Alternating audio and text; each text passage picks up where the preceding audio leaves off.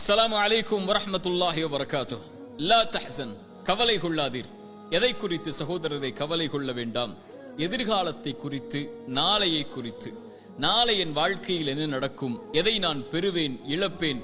யாரிடத்திலே வந்து சேர்வார்கள்? யாரை விட்டு நான் பிரிவேன்?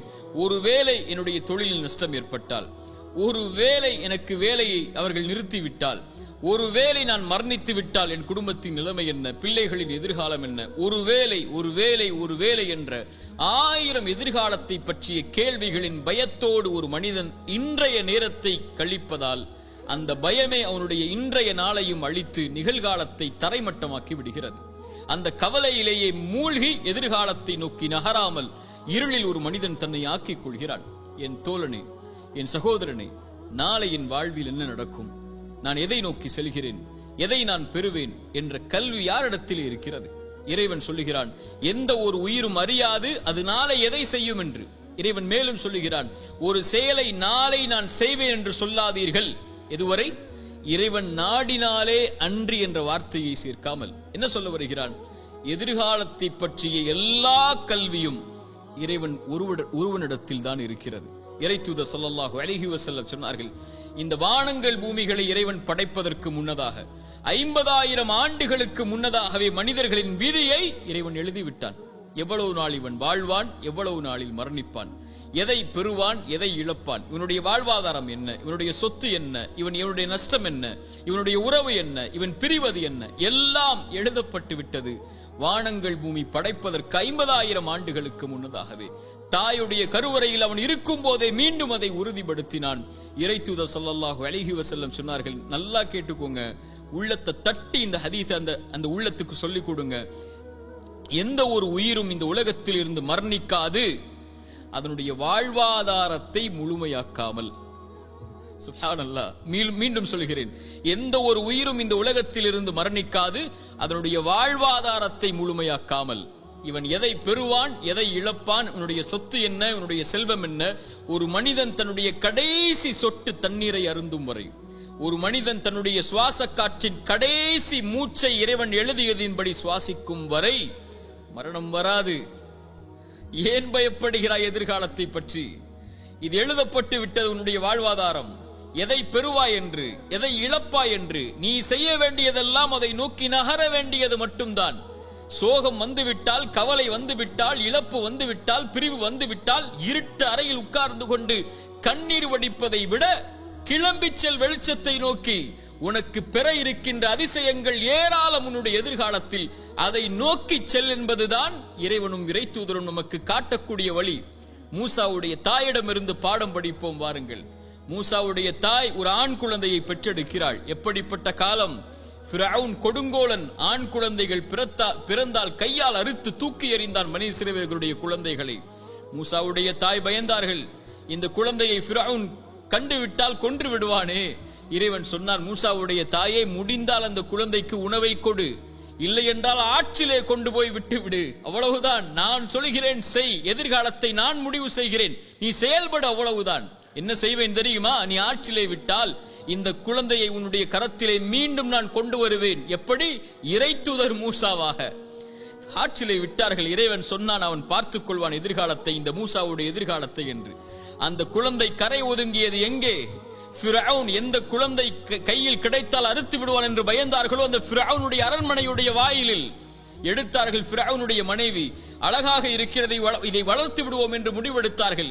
ஃபிரவுன் அதை அந்த குழந்தைக்கு உணவை கொடுப்பதற்கு பெண்களை தேடினான்.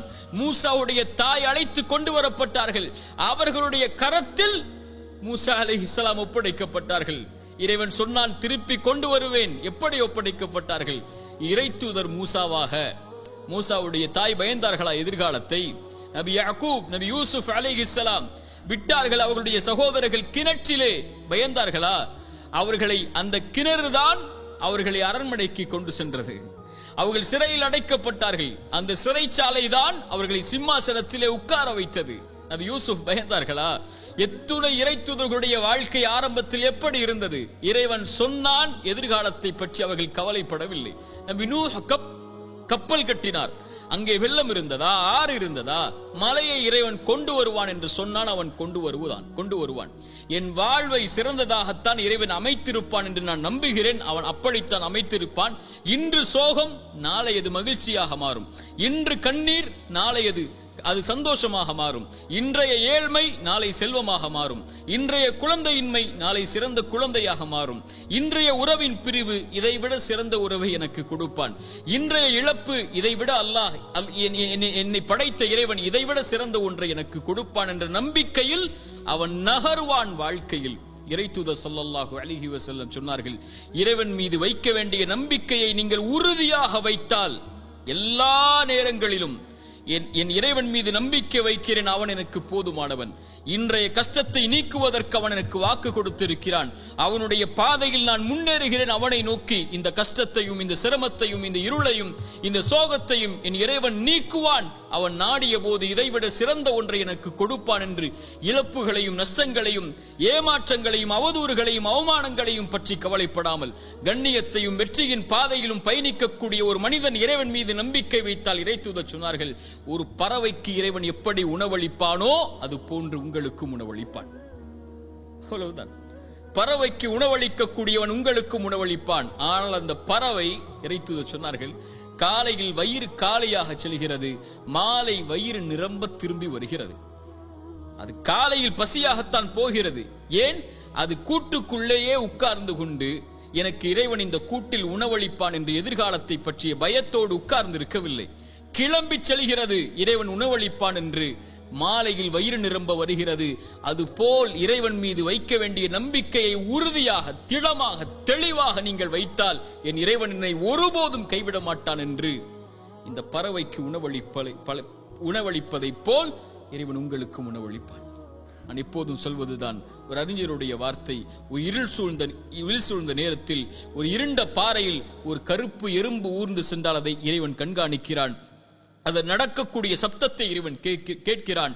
அது உள்ளத்திலே எண்ணக்கூடிய எண்ணங்களை இறைவன் அறிகிறான் என்றால், என் கண்ணீரையும் என் சோகத்தையும் என் கவலைகளையும் என் துக்கத்தையும் என் இறைவன் அறியாமல் இருப்பானா? அவன் சொல்லுவதெல்லாம் கிளம்பிச்சல். இருளில் உட்காராதே, சோகம் வந்துவிட்டால். தனிமையில் உட்கார்ந்து கலங்கிக் கொண்டிருக்காதே, பிரிவு வந்து விட்டால். ஒன்றை இழந்து விட்டால் துவண்டு விடாதே, கிளம்பி செல். அடுத்தடுத்த வாழ்க்கை உனக்கு எதிர்நோக்கி இருக்கக்கூடிய அதிசயங்கள் ஏராளம். உட்கார்ந்து கொண்டால் கிடைத்து விடாது மானிடா, கிளம்பி செல். இறைவன் உன்னை சிறந்த வாழ்க்கையில் வாழ வைப்பான். ஒரு இறை நம்பிக்கை கொண்டவன் எதிர்காலத்தை பற்றி எந்த பயமும் கொள்ளாமல், கடந்த காலத்தை பற்றிய எந்த கவலையும் கொள்ளாமல், இன்றைய நாளை முறையாக பயன்படுத்தி எதிர்காலத்திற்காக தன்னுடைய வாழ்வை செதுக்குவான். என்ன நடந்தாலும் எது ஆனாலும் என் இறைவனின் நாட்டத்தின்படிதான் நடக்கும் என்ற நம்பிக்கையில், அது இறைவன் நாடியதை நான் பெறும் வரை எனக்கு மரணம் வராது என்ற நம்பிக்கையில் அவனுக்கு இறைவன் அமைத்த நேர்த்தியான நேர்மையான அந்த விதியின் மீது நம்பிக்கை கொண்டு அப்படிப்பட்ட இறை நம்பிக்கையாளர்களாக நாம் மாறினால் நம்முடைய எதிர்காலத்தை பற்றிய கவலைகள் நம்மை விட்டு மறையும். இறைவன் அந்த பாக்கியத்தை எனக்கும் உங்களுக்கும் தரட்டும். அகூலு கௌலி ஹாதா அஸ்தக்ஃபிருல்லாஹ் லீ வலக்கும். அஸ்ஸலாமு அலைக்கும் வரஹ்மத்துல்லாஹி வபரகாத்துஹு.